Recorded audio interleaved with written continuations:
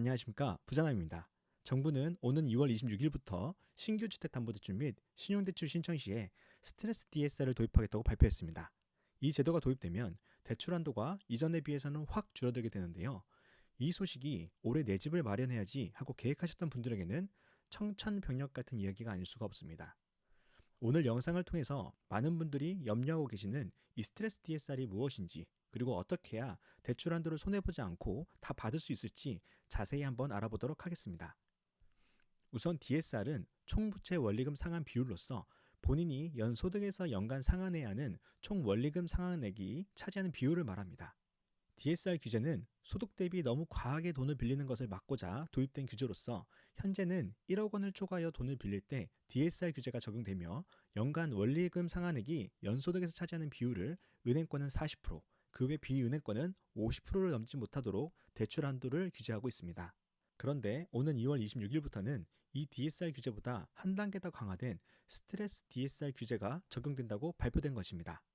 이 규제를 통해 금리 변동 위험에 노출되지 않는 고정금리 대출을 받도록 유도하고자 하는 것이고, 대출 한도도 더 줄이겠다고 하는 것입니다. 스트레스 DSR이란 DSR의 원리금을 산출할 때 실제 대출 금리보다 일정 수준 더 높은 금리에 가산금리, 즉 스트레스 금리를 덧붙여서 계산하는 방식으로 금리가 늘어나는 만큼 이자가 늘어나게 되므로 그만큼 DSR 비율이 높아져서 추가로 더 빌릴 수 있는 대출 한도가 줄어들게 됩니다. 그럼 왜 이렇게 하는 걸까요? 이렇게 하는 이유는 앞으로 또 언제 금리가 높아질지 모르니 그런 상황에도 감당할 수 있는 수준으로만 돈을 빌려라 하는 것입니다.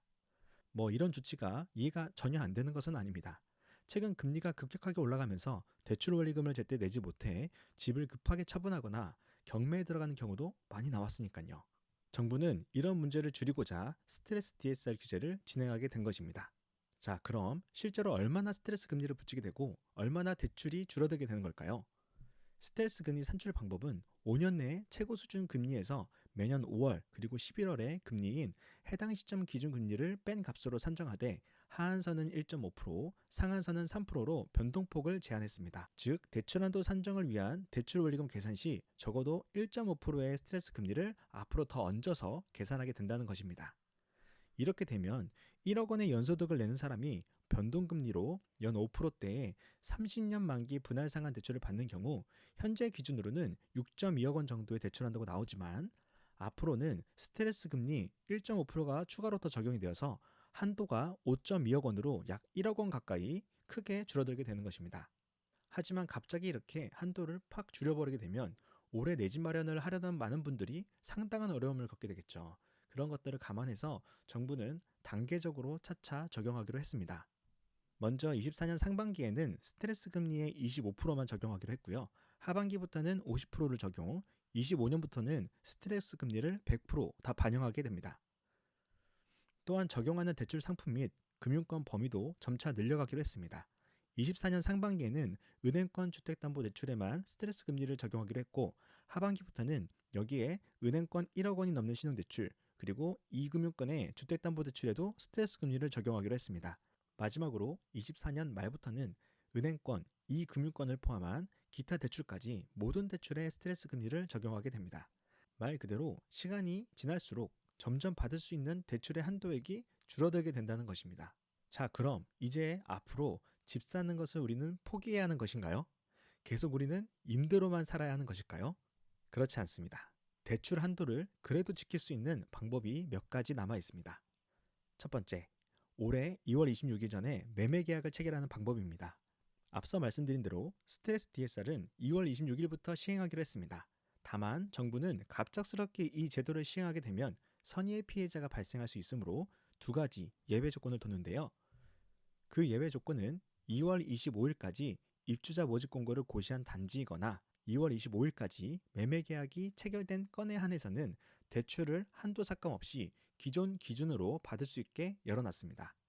때문에 올해 집을 사실 계획이 있으시거나 이미 자금 계획을 다 짜놓으신 분들은 시행일인 2월 26일 전에는 계약을 마무리하시고 대출을 신청하시는 것이 좋겠습니다.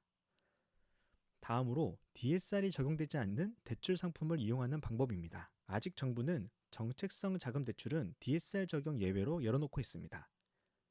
디딤돌 대출, 보금자리론 대출, 신생아 특례 대출과 같은 이런 대출 상품들입니다. 본인이 해당 상품 이용 조건이 충족되는지 우선적인 심사를 한번 받아보시고 가능하다면 해당 대출 상품들을 먼저 이용하는 것이 한도 감액을 피할 수 있는 방법입니다. 다음으로 주택담보대출을 받을 때 변동금리로 대출을 받는 것이 아니라 최대한 5년 이상 고정금리가 포함된 대출 상품을 이용하는 방법입니다.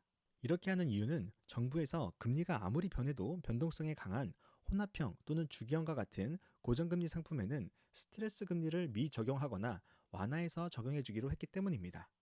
고정금리 기간에 따라 스트레스 금리를 아예 적용하지 않거나 스트레스 금리의 60% 정도만 적용받을 수 있게 되어 한도 축소를 최소화할 수 있습니다. 그리고 고정금리 기간을 길게 잡는 것을 두려워하시는 분들이 많이 계시는데요.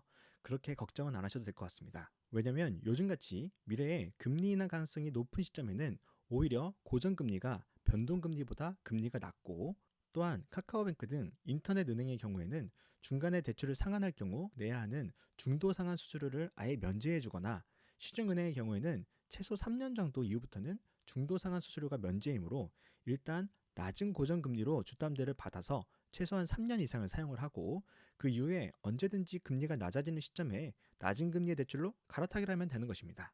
때문에 고정금리로 대출을 받았다가 나중에 금리가 낮아지면 내가 손해보는 것 아니야? 하는 걱정은 안 하셔도 됩니다. 마지막으로 신용대출까지 필요하신 경우에는 2024년 6월 전에 대출을 받으셔야 하고, 24년 6월부터는 한도를 1억 원 이하로 신청을 하셔야 합니다. 신용대출의 경우에는 올해 2월 26일이 아닌 24년 6월부터 적용이 되고, 1억 원 초과하는 신용대출부터 스트레스 금리를 적용하기로 했습니다. 때문에 잔금을 내기 위해 마통의 한도를 추가로 여는 등 신용대출까지 필요하시다면 24년 6월까지 신용대출을 미리 받거나 그 이후에 받는다면 1억 원 이하로 마통 한도를 여시거나 하는 방법으로 신용대출을 받으셔야 자금 계획에 차질이 없게 되십니다. 다만 주택담보대출이 신용대출보다 먼저 스트레스 DSR 규제를 받게 되므로 대출을 받는 순서는 주담대를 먼저 받고 그 다음에 신용대출을 받아야 한도 축소 피해를 최소화할 수 있습니다. 자, 지금까지 스트레스 DSR이 무엇인지, 그리고 어떻게 해야 이 규제에 잘 대처할 수 있는지 한번 알아봤습니다. 아무쪼록 올해 내 집 마련을 계획하신 분들은 하루빨리 계약을 마무리하시고 대출을 신청하셔서 내 집 마련에 피해가 없으시기를 바라겠습니다. 추가로 궁금한 점이 있으신 분들은 언제나 댓글을 남겨주시기 바랍니다. 감사합니다.